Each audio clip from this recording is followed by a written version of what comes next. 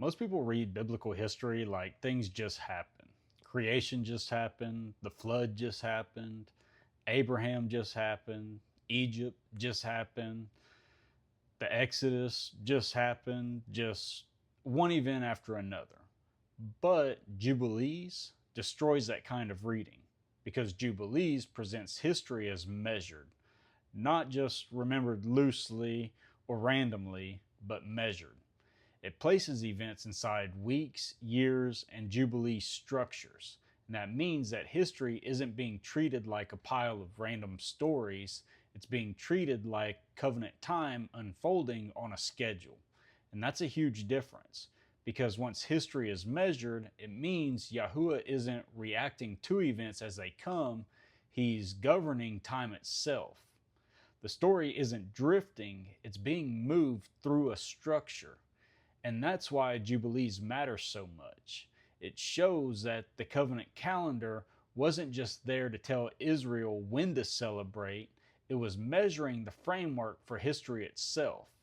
The patriarchs aren't just wandering through a spiritual journey, they're moving through a time architecture. And the major events aren't floating, they're positioned. And that means exile is measured. Bondage is measured, release is measured, and restoration is measured. Even the long delays aren't chaos, they're counted.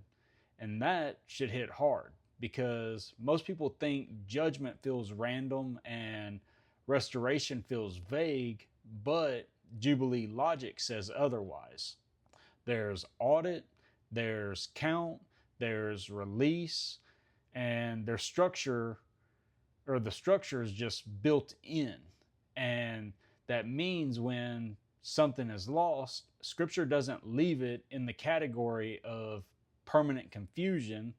Land can return, inheritance can return, people can return, and covenant order can be restored. And I don't mean sentimentally, but structurally. And that's the power of Jubilee. It means history isn't just movement through time, it's movement through measured covenant time. And if that's true, then the biggest events in Scripture aren't just accidental turning points, they're time manifestations of a deeper order. And that should change how people read everything. Because once you know history is measured, you stop reading the Bible like a scrapbook and you start reading like a design system.